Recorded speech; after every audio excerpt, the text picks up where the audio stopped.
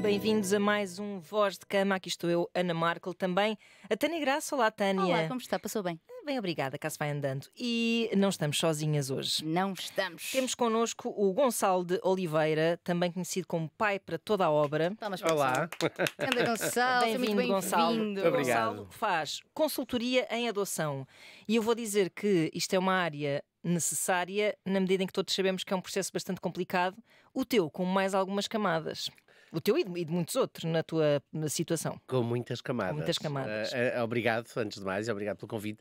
É necessário e, de facto, a adoção é, como toda a gente sabe, um processo que só de se ouvir falar em adoção as pessoas flipam, não é? Ficam um bocadinho aflitas, mas na verdade eu acho que, pese embora haja uma série de dificuldades associadas à adoção, a verdade é que há muitas outras de que não se fala, e muito daquilo que se fala na adoção é mito.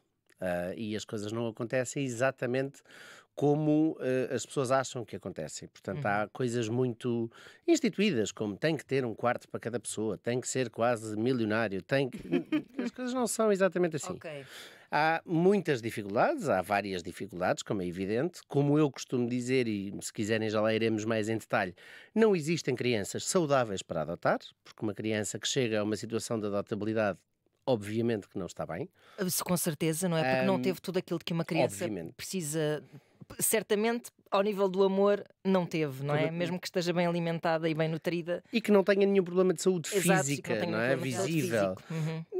Psicologicamente a coisa não está bem. No nosso caso, porque nós somos aventureiros, somos uma família de 2 pais com 3 filhos, 2 rapazes e uma rapariga, um dos rapazes e a rapariga negros, portanto... Ai, que família... Fogo, vocês devem ser incríveis. É um strike. Um strike. É um strike. Isto é tirar uma bola e é um strike, porque somos tudo. São um modern family. É verdade. Super modern family. Exatamente. Sendo que tu tiveste papéis diferentes ao longo desse processo. Porque inicialmente tu eras um pai solteiro. Exatamente. Pronto, um pai solteiro, não contava a tua orientação sexual, imagino nessa altura, eras só um pai a querer adotar, ou contava? Tens que ser escrutinado nesse sentido? Olha, não, contava para mim. E aliás, eu chego a esta situação de hoje, que é o pai para toda a obra, e neste nível... Enfim, juiz em causa própria nunca é muito bonito, mas chego a este nível de expertise um bocadinho por causa da minha orientação sexual. E porquê? Porque eu decidi ir investigar o processo e todos os meandros do processo e todo o funcionamento interno, aquele que não se vê, não são as entrevistas, para perceber onde é que me podiam prejudicar por eu ser um homem sozinho homossexual, com todos os mitos que existem, muito associados, por exemplo, ao cuidado de ser uma coisa eminentemente feminina. Sim, fartamos de falar disso aqui. Sim. O juízo de valor que eu estaria sujeito por ser um homem, e portanto aqui um bocadinho até no sentido contrário que normalmente a sociedade rema, não é? A mulher tem sempre, infelizmente, que provar muito mais do que o homem. E eu senti-me nesse papel, de ter que provar muito mais. Gostaste? Não gostei nada. Não gostei rigorosamente nada. Não recomendo.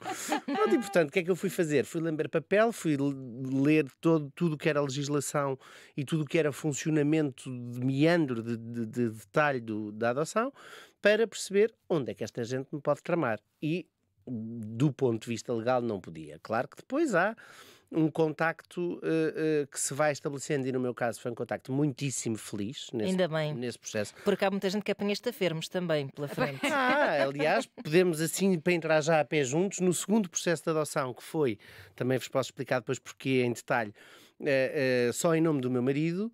A primeira pergunta e eu, enfim, enquanto estudante de Psicologia e na presença de uma psicóloga, recuso a chamar psicóloga à senhora, era uma senhora que estudou Psicologia, claramente, e que eventualmente terá terminado uma licenciatura, mas a primeira pergunta que fez ao meu marido foi: qual de vocês é mais mãe e qual de vocês é mais pai?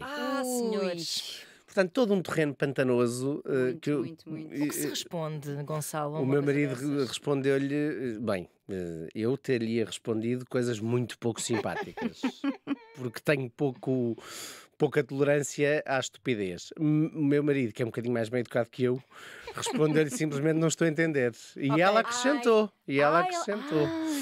Não, qual é mais disciplinador e qual é mais afetuoso. Ui, não. Portanto, se alguém puder trazer um manual de desconstrução de preconceito a esta senhora... E papéis de género. Papéis de género. Esta ideia de que o instinto do cuidado está na mulher e que a autoridade será o homem, portanto, mãe, pai, isto é um absurdo tão grande a tantos níveis nos dias que correm. Quando ainda por cima, e isto não tem importância no geral, aqui particularmente, os estudos indicam que a palmada é tendencialmente mais facilmente atribuída por mulheres do que por homens. Portanto, e isto sem nenhum, obviamente, sem nenhuma defesa de um género ou do outro. Estou a falar de factos. E, portanto, é ainda mais tonto atribuir papéis de género que são exclusivamente assentes num preconceito. E a disciplina, na verdade, defendemos aqui também nós que não há de ser através da violência física. Como é evidente. Exatamente. Ainda que aconteça... Sendo um pouco advogada do diabo, sou totalmente contra esse tipo de punição, mas também admito que as mulheres, por sobrecarga, às vezes percam mais facilmente a cabeça. Claro, obviamente. E como eu disse no início, estou só exclusivamente a dar um dado de enquadramento do disparate ainda maior do que a senhora disse. Exato. Portanto, claro que se encontram os tafermos pela frente. Eu não tive, felizmente, essa infelicidade. Eu tive duas técnicas da Santa Casa da Misericórdia, a Ana Paula e a Clara, e digo sempre o nome delas porque é mais do que merecido. Grande beijinho para elas. Um grande beijinho para elas, que são mulheres extraordinárias, técnicas incríveis que estão francamente lá pelas crianças, pelas famílias, pelo sucesso desta construção. E, portanto, eu percebi que, de facto, a minha orientação sexual não importava para nada. Curiosamente, eu pus o primeiro processo, portanto, o processo que pus sozinho do meu filho mais velho, o Duda, numa altura em que tinha sido acabada de entrar em vigor a lei que permitia a 2 homens ou 2 mulheres adotar. Aliás, 2016, no dia 2 de março, salvo erro, a lei é como é que se diz? Promulgada pelo então Presidente da República no dia 1 de março. Eu vou à formação A, que é a formação que antecede a tomada de decisão definitiva de ok, vou meter os papéis para a adoção, no dia 2 de março, e o slide ainda nem estava alterado. O slide ainda dizia que podia adotar uma pessoa sozinha na altura com mais de 30 anos ou um casal heterossexual com mais de 25. Agora também é um bocadinho diferente. Fizeram aqui uma equiparação de idades e, portanto, qualquer pessoa acompanhada ou sozinha pode adotar com 25 anos. Deixa-me, só porque eu tenho muita curiosidade, o que é que te levou? Que idade é que tinhas quando decidiste adotar? 0. Porque eu decidi desde sempre, aliás. Isso é muito interessante. O que é que... Porque é uma vontade, não sei se lhe posso chamar um sonho, mas uma vontade, um objetivo de vida muito particular. Eu não conheço muita gente que tenha como objetivo, eu quero adotar uma criança. Eu e o meu marido. Mas ainda que por... Sim, não nos conhecíamos. Mas imagina, antes de teres a percepção de ti para ti mesmo que eras homossexual, já tinhas essa... Já. Isso é incrível. Aliás, eu lembro-me de ser adolescente e ter uns namoricos com raparigas, e não digo namoricos por serem raparigas, é porque eram namoricos por causa da idade, lembro-me que de uma forma até, enfim, bastante infantil, ao fim de uma semana ou duas, eu dizia-lhes, olha, que eu não quero ter filhos biológicos. Ai, que interessante! Portanto, se o caminho for esse, o melhor é ficar por aqui, naquela idade com 12, 13, 14, em que tu achas que aquilo é para a vida. Muito, claro. Olha, vamos já pôr aqui os pingos nos is, o que é que cada um quer, para onde é que vamos? Pronto, se isto é para fazer bebés, não vai acontecer. Não vai suceder. Porquê que achas que isso, tão jovem, viste algum exemplo? Tinhas exemplos na família? Eu tinha uma pessoa relativamente próxima, os meus avós tinham uma casa na zona oeste, fora de Lisboa, e havia uma rapariga da minha idade que era adotada, mas numa altura, eu tenho 43 anos, e isto era um bocadinho tabu, portanto, era adotada. Eu tinha ideia que não se contava muitas vezes as pessoas não era adotadas. uma coisa que se comentasse, toda a gente sabia, a miúda sabia, mas não era um tema, não era propriamente um tema, e portanto era o único contacto que eu tinha. Parece-me curto para o meu nível de certeza. Não sei, eu acho que, sei lá, eu lembro-me de pensar, há tanta criança no mundo, para que é que eu vou fazer mais? Quase esta ideia de que agora vamos tendo cada vez mais, isto é um disparate de comparação, mas é o que me ocorre, do ambiente, não é? Vamos reciclar, vamos uma coisa circular. Já cá estão, aqueles já cá estão. É verdade, olha. E precisar de amor e de cuidado. Sendo que há um aspecto que eu acho que isso sim foi absolutamente definitivo nisto tudo. Eu venho de uma família muito pouco convencional nos costumes. A minha avó e o meu avô, nos anos 40, viveram juntos antes de casar. Escandaloso! Sim, isto porquê? Porque a minha avó era o segundo casamento do meu avô e ele levou anos para se conseguir divorciar, não é? Estado Novo, ditadura, portanto... e depois houve uma altura em que o meu avô já tinha 2 filhos do primeiro casamento, desses 2 filhos já havia netos e quem cuidou, portanto, os meus tios imigram para o Canadá e quem cuidou do neto do meu avô foi a minha avó, que lhe chamou mamã até o último dia da vida dela e ainda hoje, quando se refere a ela, refere-se a ela como mamã, era a madrasta da mãe dele. Portanto, eu vivi neste ambiente em que a família não era necessariamente o sangue. Sim, e necessariamente pai, mãe, filho.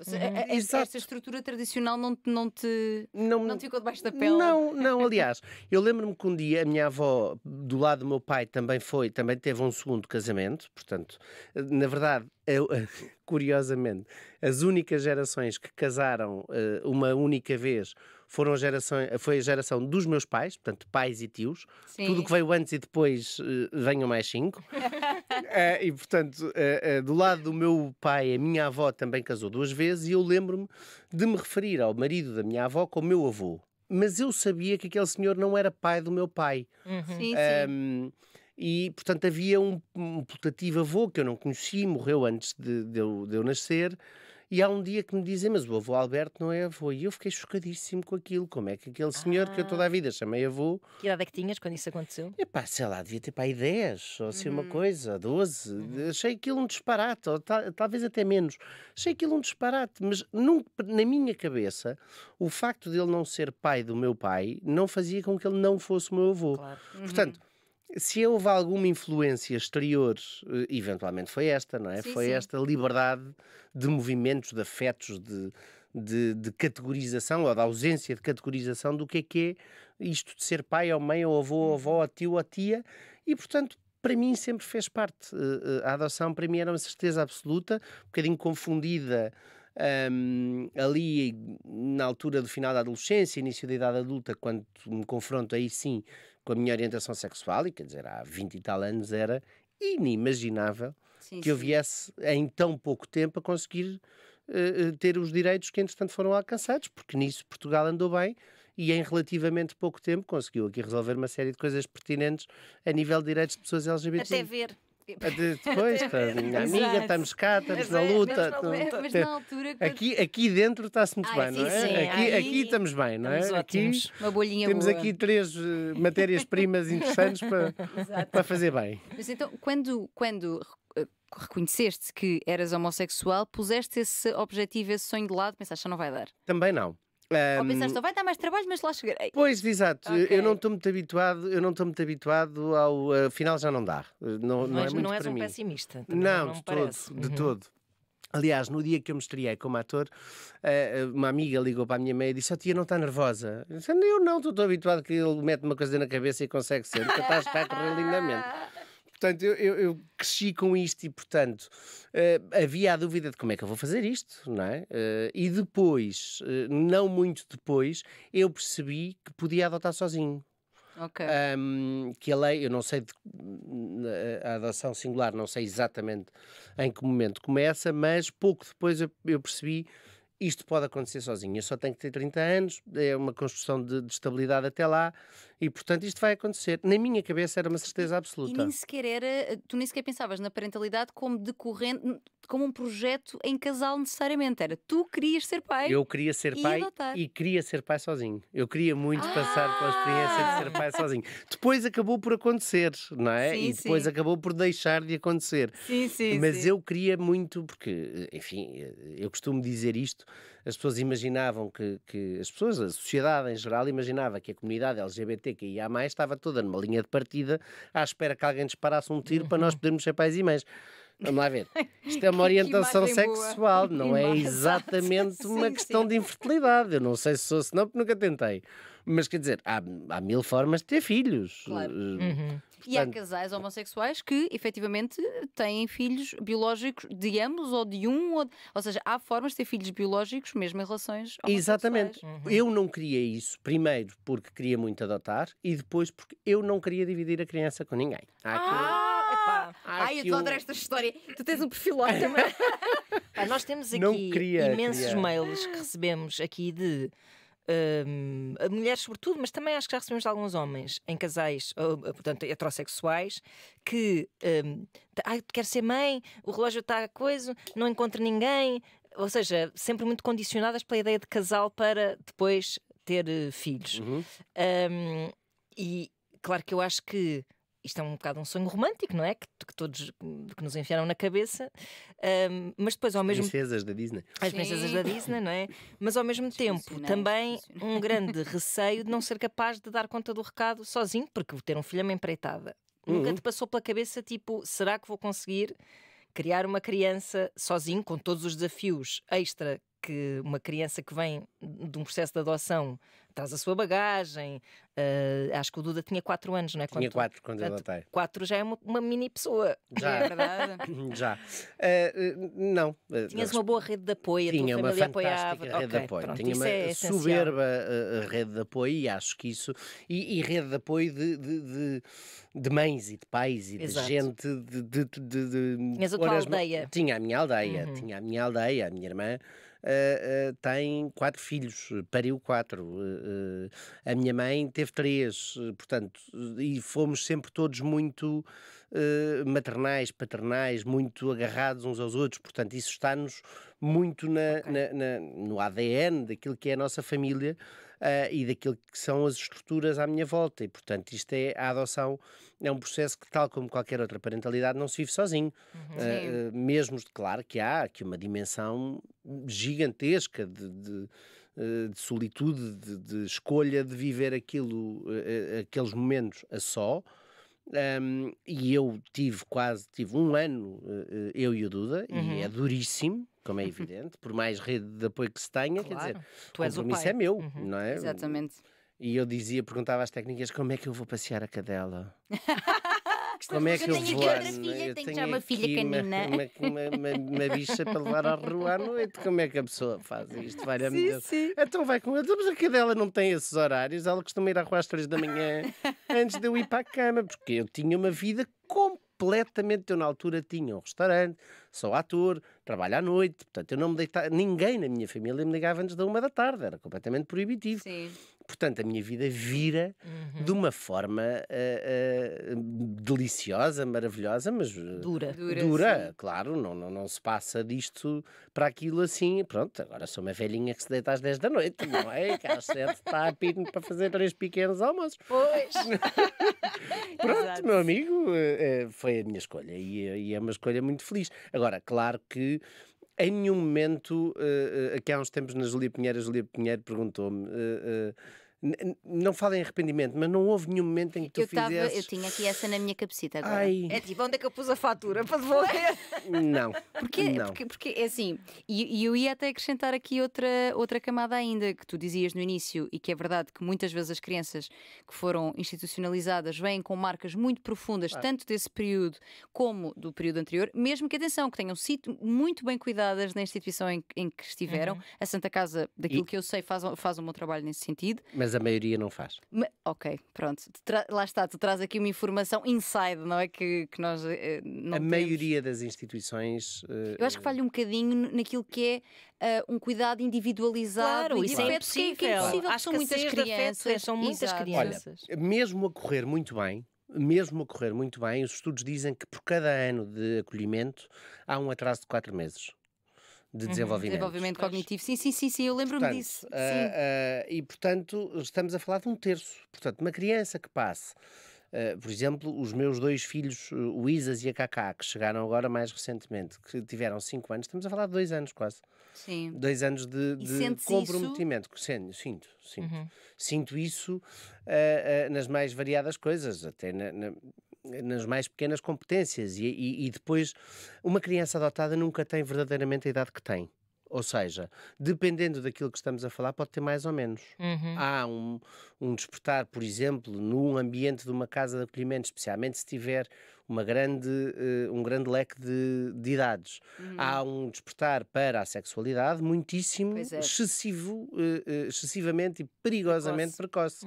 E, portanto, aquela criança pode não ter 7 ou 8 anos do ponto de vista do entendimento de alguns códigos que têm a ver com sexualidade. E isto é completamente desfasado daquilo que deveria ser. Por outro lado, há coisas tão simples como vamos ter que retroceder. O que é retroceder? Por exemplo, há coisas muito simples, aparentemente, que elas não acompanham e, portanto, há sempre uma série de... faz-me lembrar os malabaristas, não é? Sim, sim. Aquilo são muitas bolas e a pessoa tem sempre que tentar apanhar todas. Pronto, às vezes há uma que cai ao chão e não tem Sim. mal. E é uma das coisas que eu costumo dizer em palestras, às pessoas que acompanham, não tem mal. Nós... Errarmos. obviamente, Claro. obviamente. E quanto mais Qualquer depressa... pai e mãe e com uma parentalidade com estas especificidades, acho que ainda mais propício será, se calhar, a isso, não é? E sabes que eu acho que é mesmo muito importante que as pessoas, e no início da conversa eu dizia isto, eu tenho várias coisas que acho sobre a adoção e não são todas necessariamente sobre o processo propriamente dito. Há imensa gente que parte por uma adoção sem fazer a menor ideia daquilo em que se está a meter. Tu diz aqui que é para o pessoal saber. Pronto, vamos lá ver. Continuamos a ter cerca de 50%, vamos a dados porque é mais fácil de perceber, cerca de 50% das candidaturas à adoção ainda vêm de uma situação de infertilidade, o que por si só não tem mal nenhum. Qual é a questão? A questão é que estas pessoas, peço desculpa pela expressão, estas pessoas chegam à adoção muito debilitadas do ponto de vista emocional, as mulheres do ponto de vista físico. Portanto, sim. temos aqui uma série de pesos na mochila que têm que ser pesados para um processo que também não se vai resolver de um dia para o outro e que também tem os seus quês e porquês e, Pois portanto... é que aí a adoção é o último reduto, não é? É a Obviamente. última esperança. Isso coloca uma Obviamente. carga pesadíssima. E é muito fácil e é relativamente observável até a olho nu o facto de aquela criança que vai ser adotada vir responder a uma expectativa de alguma coisa que nunca existiu, Sim, a sim. não ser na cabeça daquelas pessoas. Há uns anos eu vi um filme muito bonito em que uma senhora italiana dizia uma frase que é: os amores impossíveis não morrem, duram para sempre. E este é o problema dos amores impossíveis. Também falamos deles aqui. Pois é. Não necessariamente em contexto parental, mas amor romântico. E ela dizia isto sobre o amor romântico. Mas uma expectativa que é criada sobre uma criança que nunca chega a existir é uma coisa pesadíssima para toda a gente. Claro. A expectativa é pesadíssima e vai cair em cima daquela criança que vai ser adotada, porque ela não vai... Tenho uma péssima notícia para vos dar. Ela não vai cumprir um único dos requisitos que vocês estabeleceram Sim, na vossa sim. cabeça. Portanto, há Até uma... por isso é muito injusto quando se diz, quando casais estão a lutar, até a fazer tratamentos e estão nessa batalha, e há sempre alguém que diz assim: então, mas adotem. Olha, Isso é muito- eu a essas pessoas tenho uma sugestão incrível. Aliás, a essas e a todas sobre parentalidade. Não digam, filhos. Pois, Não digam nada. Deixem as pessoas viver a vidinha delas, isso, não é é? isso. Porque é tão particular. E a adoção tem questões, tem imensas questões. As crianças vêm muitas vezes num estado emocional muito debilitado, com dificuldades gigantescas de vinculação, de confiança. Ainda há dias, num grupo a que eu pertenço de famílias em situação de pós-adoção, estávamos a discutir o block trust e o blocked care.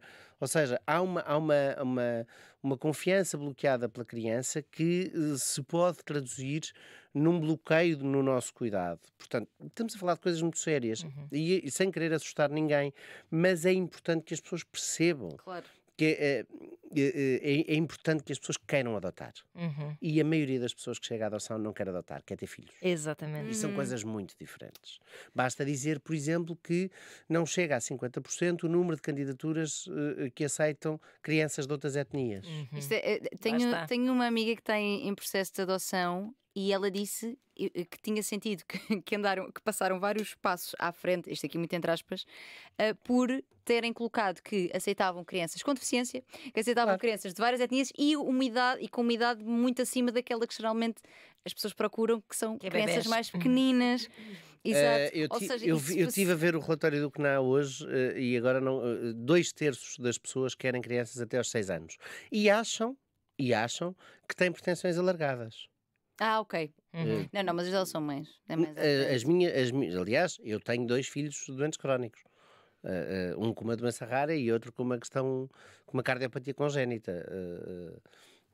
E com um histórico. Sim, Pronto. sim. Portanto, por isso é que quando me perguntam porque é que os meus processos foram rápidos. E foram, quer dizer, basta... Quanto tempo? Num processo que é considerado rápido, quanto tempo é? Até a criança vir para a tua casa, ser recebida em tua casa. Então vamos à forma como funciona o processo, que é mais fácil para te explicar. A posição que tu ocupas na lista de espera nacional tem sempre a ver com as tuas pretensões. Ou Exato. seja, existem 1900 candidaturas. Tu foste a última a chegar, és a 1901. Agora, e vais sempre ser a 1901. Agora, se há um caso na Santa Casa que é muito falado, de pessoas que semanas, um mês depois do estudo de candidatura, que são 6 meses, que é aquele período que as pessoas chamam de avaliação, ao fim de 6 meses tiveram uma resposta imediata, porque eram as únicas pessoas na lista que aceitavam uma criança com trissomia 21 e entra no sistema uma criança com trissomia 21. Portanto, isto pode acontecer, é o mais provável não, também porque não há assim tantas famílias disponíveis para tudo, e não têm que estar disponíveis para tudo. As pessoas devem respeitar as suas pretensões. Agora, é possível respeitar as suas pretensões e perceber o que é a adoção e tentar fazer aqui um ajuste. Portanto, nesse caso não foi rápido, foi supersónico, não é? Em dias tinha uma resposta.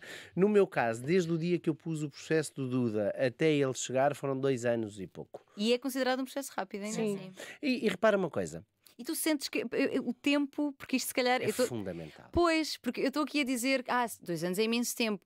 Mas tendo em conta que é uma decisão com bilhete só de ida, se calhar é melhor ter-se mesmo tempo para pensar, para ponderar. As técnicas diziam muitas vezes, até porque eu só tive, ou seja, à espera em casa a fazer crochê em frente da televisão, eu só tive 1 ano, porque 1 ano e tal foi tratado o processo, ou seja, foi estudo de candidatura, depois houve formação, depois, ou seja, o processo tem algum dinamismo enquanto estás a mexer nele.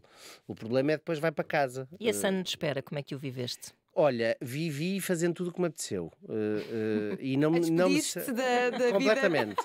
Olha, quero ir ao Rio de Janeiro e quero andar por lá de carro, então vou já, porque depois com uma criança às costas não me vou enfiar 4 horas do Rio de Janeiro para Paraty à noite por estradas que sabe Deus onde, a atravessar a Avenida Brasil, vou já. E é uma das coisas que eu recomendo muito às pessoas, é que não se sentem à espera de que aconteça. Porque pode acontecer, e às vezes acontece, o processo apodrecer dentro de nós. Ou seja, nós adiamos, agora não vou fazer isto porque eu vou ter um filho, não é? Portanto, agora não vou fazer. E agora não vou fazer porque vou ter um filho. E agora não vou fazer porque vou ter um filho. E o tempo vai passando e o filho ou a filha não chegam.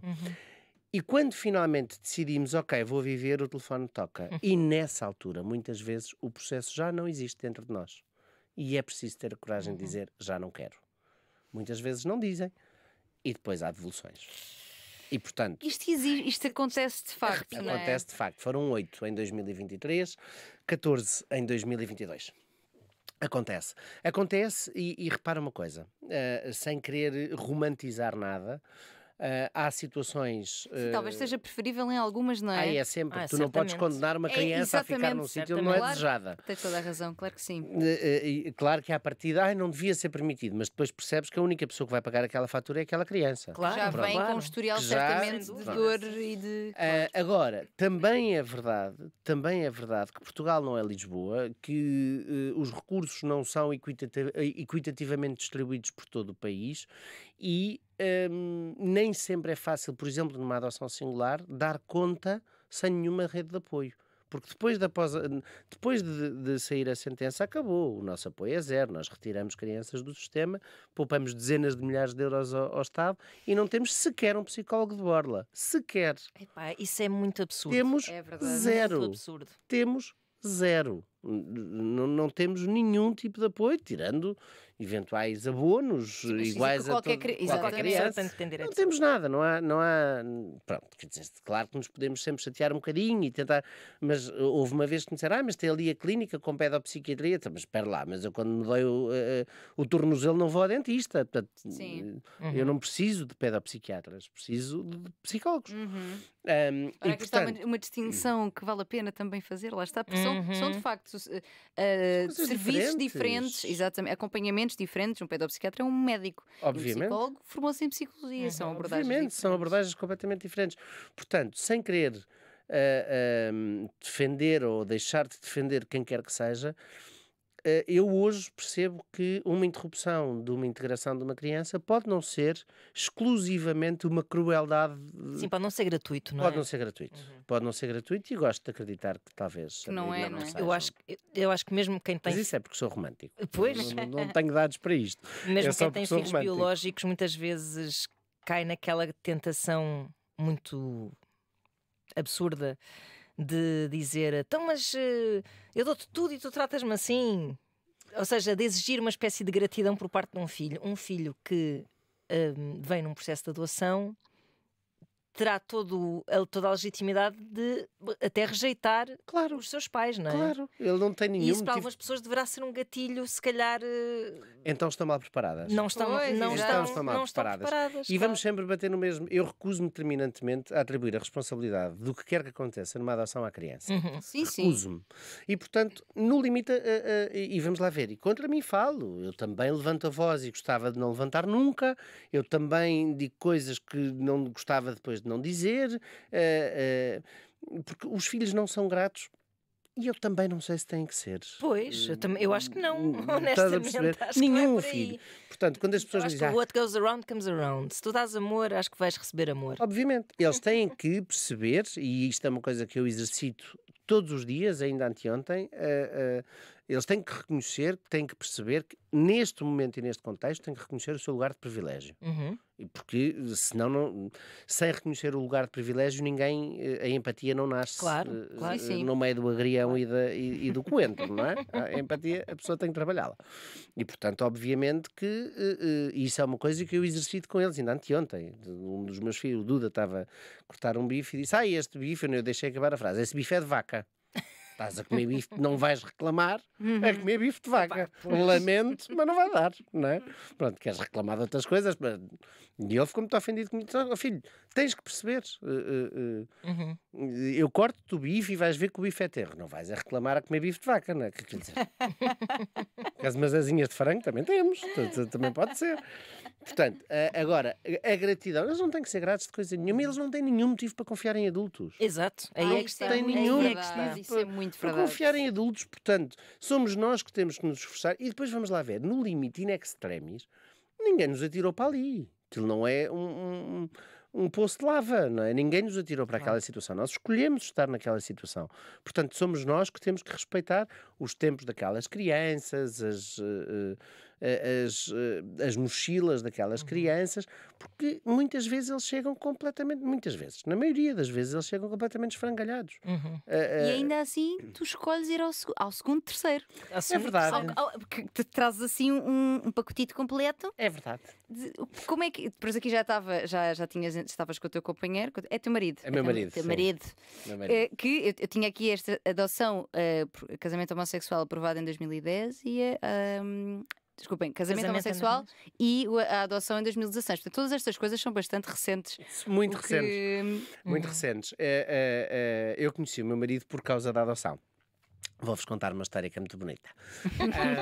Conheci o meu marido por causa da adoção, porque quando eu tive o Duda, eu não sei o que aconteceu, não sei, na comunidade LGBTQIA+, não sei se isto acontece, enfim, não sabia que isto me ia acontecer. Eu começo a receber imensa gente interessada no PEC. Tipo, compro pago um, leve dois. Eres um hot daddy. Um bocadinho, és, sabe? atenção, mas foi assim que. Obrigado. Não, mas aquilo dá-se uma cena. É que Epá, até foi uma mesmo entre cena. heterossexuais, quando É. vês um pai a passear uma criança, hot. Mas é que- Uma mãe a passear uma criança, mãe, Normal. mas repara, eu no meio heterossexual era uma coisa que eu sabia, não é? Sim. Que no meio homossexual, nós vivemos, enquanto comunidade, muito tempo sem a questão da família ser uma perspectiva para a verdade. esmagadora Sim, maioria sim. das pessoas. Tu Portanto, até eu achaste que ia achei que espantar. Epá, Espantar não pessoas. achei nada, eu achei que só que ia ser pai e de repente começo a receber pedidos de amizade e mensagens e coisas. Epá, e aquilo começou a ser francamente desconfortável, e não é porque eu seja uma Madre Teresa de Calcutá, não sou, nunca fui. Mas epá, aquilo começou a passar um bocado. Agora não tenho tempo, tenho um filho. Mas eles estavam, deixa-me ser o segundo pai do teu Opa, filho. completamente, Deixa-me sabes? ser E alguns com daddy. abordagens. E no meio disto, o meu marido, o meu atual marido, mete conversa comigo. Eu pensei, pronto, mais um Mais um. paspalhão para o meio. E não lhe dei grande importância. Ele diz enfim, nós temos visões diferentes. Chama-se percepção, doutorado. Nós temos percepções diferentes sobre o assunto. E ele diz que aquilo demorou imenso tempo. Eu acho que acabou por ser mais rápido do que. Pronto, teve um dia que eu saí à noite e comi uns copos e disse: olha, se quiseres leite comigo hoje, é isto. E ele não foi, esperto. E ele não foi. Disse, não, então depois bebemos um café. E houve um dia que me foi buscar e que me foi levar a casa, e nesse dia conheceu a minha mãe, o meu filho e a cadela. É lá. Sim, no primeiro dia. E é impressionante porque o Duda olhou para ele e disse, olha, é o Miguel, é um amigo do pai, e ele olhou para mim e disse, e agora como é que eu o trato? E eu gelei da cabeça, no dia, no segundo. Jesus. E eu gelei da Sério? cabeça. Sim, eu tinha uma amiga que já me tinha dito, eles percebem no primeiro segundo. Quando a coisa tem uma energia diferente, eles percebem. Os miúdos percebem. E eu achei sempre que aquilo um exagero. Mas, de facto, ficámos os dois. Eu tinha acabado de conhecer o Miguel. Só que ele foi-me levar a casa, porque a pessoa depois é pai e tem... Tipo, o tempo que eu tenho para beber um café contigo é vais-me buscar ao metro, levas-me até casa, bebemos ali um café e é tudo o que eu tenho para te dar. Porque, entretanto, depois temos banhos e esparguetes e coisas para fazer, não é? E portanto, isto foi à porta de um café, à porta da casa onde eu vivia na altura. A minha mãe vem à janela e viu, o miúdo quis ir de lá ter e conheceu, e pronto, e depois veio a cadela também. Família completa. A família completa. Completa não, que ainda faltavam dois que vieram depois. Faltavam dois. Não, mas quer dizer, também, já que há esta abordagem do Hot Daddy, então olha, é isto. Pronto, Estavam sim. assim. Pronto. E depois, não contentes com isso, ele também sempre quis adotar. Portanto, nós começámos a namorar. Ai, valha-me Deus. Em 2019, não me lembrava do ano, 2019. Em 2020, já durante a pandemia, ele mete um novo processo de adoção. Na altura, E porquê só ele? só ele, porque nós não tínhamos 4 anos de conjugalidade. Que no caso dos casais é obrigatório para um novo processo, e agora pasmem-se com este disparate. Para um novo processo é obrigatório 4 anos de conjugalidade, porém em 2021 ele adotou o meu filho, ou seja, ele podia ser pai do meu filho, mas eu não podia ser pai dos filhos dele. Ai, que bizarro. Bom, bizarro. Parece-me ser um buraco na lei, se calhar. Pois, Já eu não acho está, que sim. ninguém se refletiu muito sobre Eu o acho assunto, que não sim, é? eu acho que sim. Acho que. E também o melhor é que não reflita, porque Pois. tendencialmente o que vai acontecer é que vão puxar a adoção do filho do cônjuge para Sim. 4 anos. Exato. Portanto, Pois, para melhor está bem, para pior já basta assim. Mas é. Portanto, estavam assim. Uma E coisa- depois, em 2023, na semana em que nós soubemos que os miúdos iam chegar, estávamos a fazer 4 anos de conjugalidade e dissemos, esperem um bocadinho que nós vamos tratar dos papéis. Fica, E ok. fica já tudo, há de início, tudo certinho. Portanto, foi por isso que foi em nome do Miguel o segundo processo, sendo que ele já era... aliás, o Duda é que tem gerido isto tudo, não é? Porque nós casámos muito por pressão dele, não que não quiséssemos casar. Então mas agora ele vamos dizia falar que dessa temos parte. que juntar as famílias. Há de pairar na cabeça de muitas pessoas que é o estigma que os teus filhos terão ou não no mundo lá fora, na escola, onde ainda as coisas não são tão simples como numa casa onde há amor. Amor. Pronto. Olha, a coisa mais bizarra que eu te posso dizer sobre isso é que os problemas que nós tivemos com esse assunto vieram. São 2 situações mais em particular, ou seja, de uma forma mais evidente, vieram de uma educadora de infância e de uma professora. Lamentável. Lamentável, Ai. profundamente lamentável.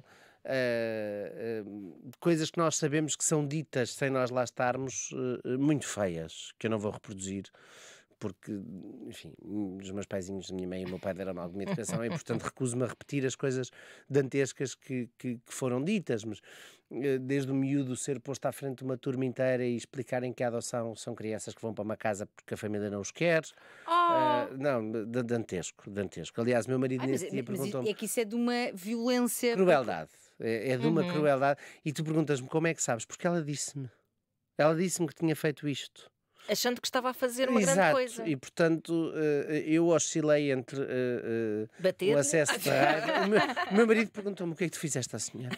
Ele já te Pelo amor de Deus, conhece, não é? já me conhece. O que é que tu lhe disseste? Eu disse, não consegui dizer rigorosamente nada. E olha que não é fácil calar-me, como já perceberam, não é? Não consegui reagir, não consegui dizer nada. Portanto, esses foram os grandes estigmas de que nós fomos alvo. Nós optámos sempre, e acho que com relativo sucesso, por transformar as fraquezas em forças. Lembro-me que o Dudu uma vez chegou a casa e disse, uma amiga disse-me que era estranho ter dois pais. E eu respondi-lhe, estranho não é necessariamente mau. Se calhar para ela é estranho. Se calhar ela não sabe. Portanto, o maior conhecimento dá-nos também maior responsabilidade. Tu que sabes mais do que ela, tens a responsabilidade de lhe explicar como é que é feita uma família. E nessa escola, a partir desse ano, a família estuda-se em estudo do meio no primeiro ano, do primeiro ciclo. O que a escola fez a partir daí, porque também tinha havido umas questões com as árvores genealógicas, sabe Deus porque é que se continuam a estudar, mas continuam-se a estudar árvores genealógicas, invariavelmente com o nome da mãe e o nome do pai. Sim, sim. E depois é o quadradinho e o círculo. Exato. Quando é assim em formato, que eu estou a pensar, quando se faz na terapia, com os genogramas, é o círculozinho é da mulher e o quadrado é do homem. Exato. E portanto, nessa escola onde eu tive a melhor experiência, uma professora incrível, a professora Helga, beijinho, professora Helga. O que é que fizeram? Transformaram a potencial fraqueza em força e a partir daí, sempre que se estudava a família em qualquer sala, chamavam o Duda, porque o Duda sabia mais sobre famílias do que a maioria. E portanto é isto que nós temos tentado fazer e é esta parceria que temos tentado fazer com as escolas, com relativo sucesso, de vez em quando lá aparece... também já tivemos o contrário. Houve uma das senhoras que eu estava aqui a referir mandou uma árvore genealógica com o nome do mãe e nome do pai, deliberadamente, porque teve uma discussão comigo. Portanto, isto existe, está no meio de nós, como o Senhor. Como Nosso Senhor. Como Nosso Senhor. O Senhor Jesus Cristo. E eu não me calo, não é? E o Pai para toda a obra também já não é um projeto invisível neste país, felizmente. A ideia é que seja cada vez mais visível e eu não me calo e não me vou calar. Agora, Que bom. não tenho como, não é? Em defesa dos meus filhos, porque a partir do momento eu não sou nada, eu não acho nada, eu não deixei de ser quem sou por ser pai.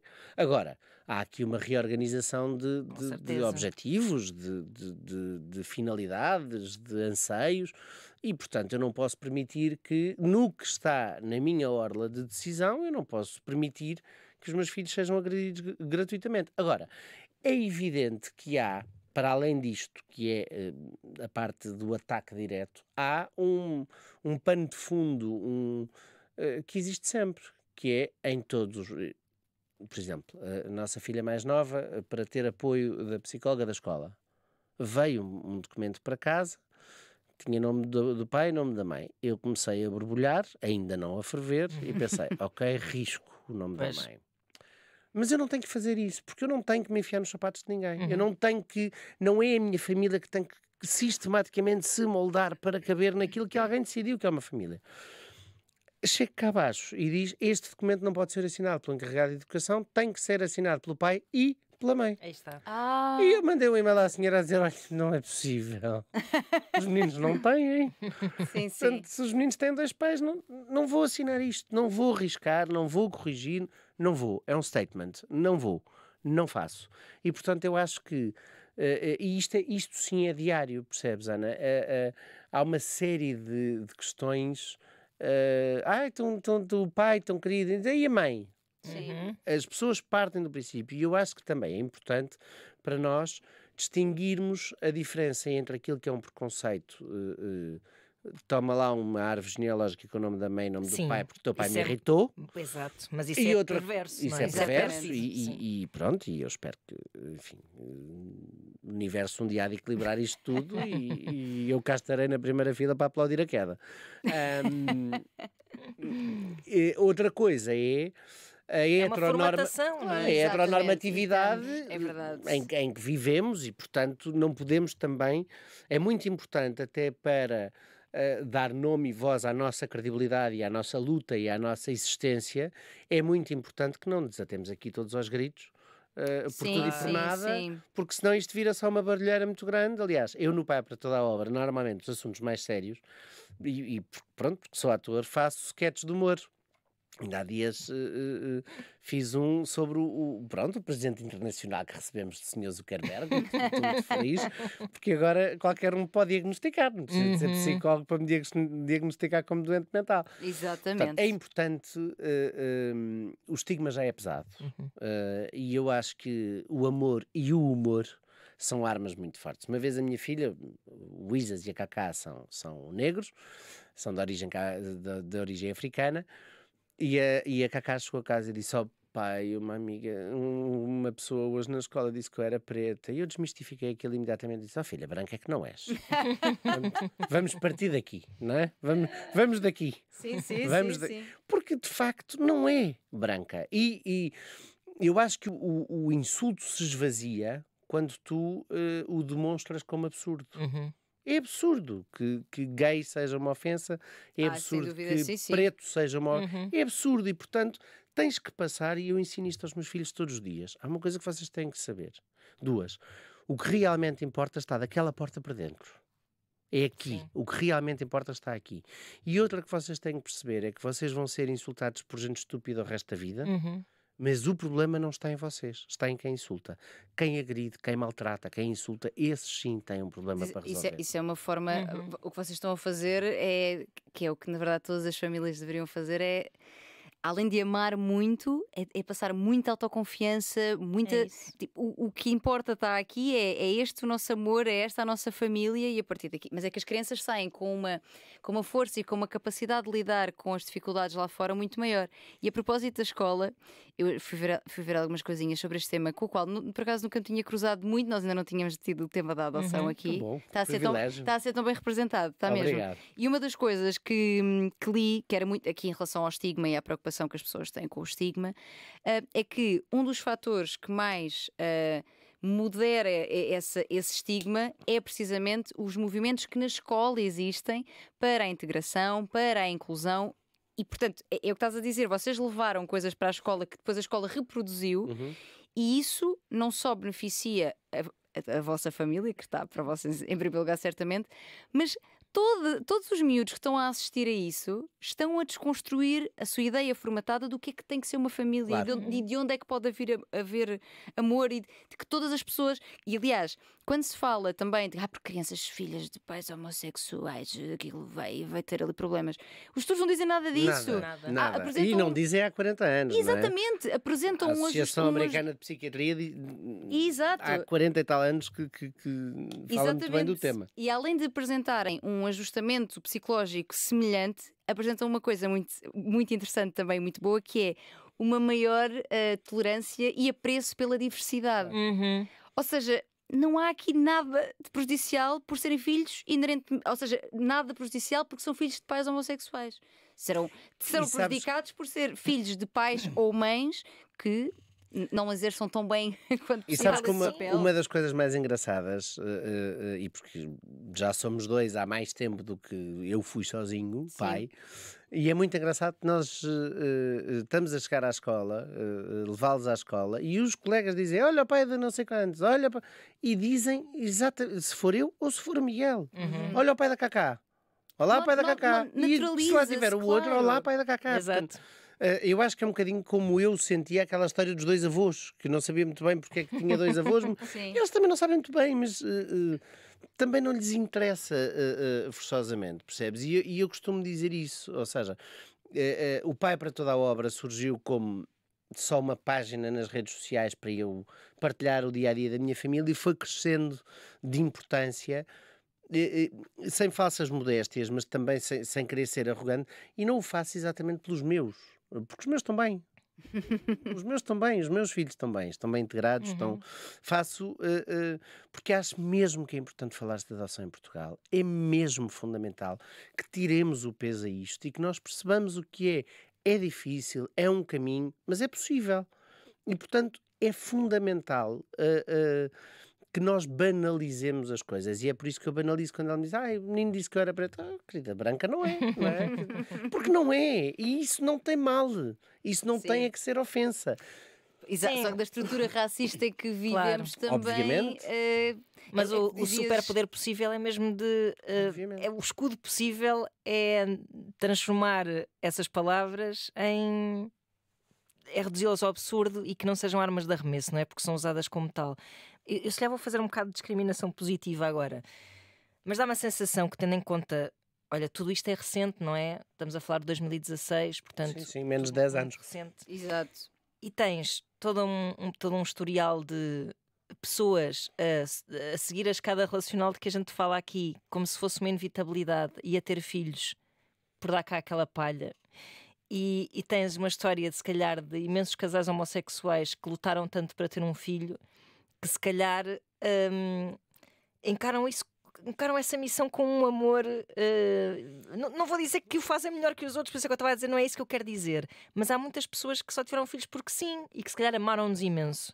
Claro. Mas aqui há de facto um extra esforço. Olha, Sim, consciência Não do é? que é que estás a Uma extra fazer. consciência. Exatamente. o que eu te posso dizer sobre esse tema aplicado à adoção é aquilo que me devolvem pessoas ligadas à adoção, enfim, protegendo aqui a privacidade de toda a gente. Aquilo que nós ouvimos, eu e o Miguel, não raras vezes é que casais, particularmente casais de dois homens, até porque para as mulheres há outras soluções de parentalidade relativamente simples, como a inseminação artificial, que é uma coisa Exato. que a nós nos está vedada em Portugal, não é? Uhum. Porque nós não podemos aceder à gestação de substituição em Portugal. E lá fora, enfim, não é para toda a gente, porque é um processo caro. E aquilo que nos devolvem muitas vezes é, de facto, há muita gente que chega à adoção, a maioria das pessoas chega à adoção como plano B. E para vocês isto é o plano A. E isso sente-se, Pois. e isso nota-se, isso percebe-se. Volto a dizer, sem fazer aqui nenhum tipo de apologia de Exato, coisa é nenhuma. isso, que fique bem claro Que isso. fique muito claro que não há aqui, Claro. não estamos Não é uma a competição. doutrinar criancinhas. Exato, Não estamos, não é exato. nada Ai, disso. meu Deus. Cidadania, meu Deus, a cidadania. Isso é que não pode Isso ser. é que não, Isso isso é que não. não vão eles aprender a pôr um preservativo e depois há uma tragédia. Sem, obviamente, nenhum tipo de tentativa de Doutrinação. doutrinação. Há de facto, não estou sequer a falar de competência, estou a falar de motivação mais do que qualquer outra coisa. Estou a falar de pessoas para quem durante muitos anos isto foi impossível. E eu, enfim, choro com muita facilidade, felizmente, e emociono-me muitas vezes. Claro. Eu, no dia que estava na Disneyland com o meu filho e com o meu marido, olhei para aquilo e pensei, caramba, aquilo que por qualquer pessoa é banal. Fiz um vídeo no Pai para Toda a Obra há uns tempos, a perguntar às pessoas quando é que desde quando é que podes casar? É porque eu só posso casar há 15 anos. Eu só posso casar há 15 anos. Eu só posso ser pai dos filhos do meu marido há 8 ou 9. Portanto, é mesmo muito grande aquilo que nós estamos a viver, sendo uma banalidade para a esmagadora maioria das pessoas. É muito grande aquilo que nós estamos a viver. Claro que depois tenho uma sorte infinda, enfim, devo ter acertado aqui umas coisas pelo caminho, e alguém lá em cima olhou para mim de frente e achou que eu merecia um Miguel e estes 3 filhos incríveis. E agora, eu acredito que essa motivação, que essa garra, advenha muito disto. Foram Acho que sim. muitos anos Acho para que aqui sim. chegar. E mesmo quem se demite da luta e quem acha que não tem, eu acho que, e ensino isto aos meus filhos, acho que o conhecimento, e aqui incluo no conhecimento a visibilidade, traz-nos responsabilidade. E, portanto, eu não me demito do meu lugar de responsabilidade, independentemente da visibilidade que tenho, serem 600 seguidores ou 500 mil. Para aquelas pessoas eu tenho a responsabilidade de os ajudar, até porque o preconceito, e a experiência diz-me isso, o preconceito vem muais vezes da ignorância, se não sempre. Sim, sem Se dúvida não alguma. sempre. E, portanto, as pessoas assustam-se. E, portanto, por que não? Porquê é que nos haveremos de demitir da nossa função social, que é ajudar a educar toda a gente à nossa volta. Porque é preciso fazer isso, é fundamental fazer isso, mesmo nos professores. Tomara eu que todos os professores me abram a porta e queiram trabalhar comigo. Esse é o meu sonho. Claro. É preciso uma aldeia para criar uma criança. E é mesmo. Portanto, o meu sonho é que me abram a porta e que me deixem lá e dizer, olha, isto não é necessariamente porque ele é mal criado. Isto é uma resposta ao trauma. E às vezes há coisas tão simples, Ana e Tânia, como mudar a cor das lâmpadas da sala. Sim, sim, para uma mais quentinha, Uma não mais é? quente. É verdade. Mais Basta amarelinha. isto. É verdade. Menos hospitalar, menos A institucional. criança menos... flipa, a criança flipa na fila do almoço. É o primeiro ou é o último, tá bom? Percebes? Portanto, tomara eu que me abram estas portas para eu lá poder ir dizer estas coisas. Abram as portas ao Gonçalo. Sem Temos que dúvida. acabar este episódio, mas abram as portas ao Gonçalo, que eu acho que nós abrimos Obrigado. e adorámos. Obrigado. Adorei mesmo, ter-te aqui, Gonçalo. É verdade, conversa honestamente. muito inspiradora, muito importante, um tema muito importante de ser falado. Estás a fazer um trabalho excelente. Vou acompanhar Obrigado. mais agora também, que já conheço mais. E ficamos aqui a torcer para que portas sejam abertas. Serão com certeza. Obrigado. Espero Muito que sim. obrigado. Nós despedimos-nos, vozdecama@rtp.pt. Continuem a enviar os vossos mails, que a gente vai lá vê-los. Até para a semana, beijinhos. Beijinhos. Beijinhos.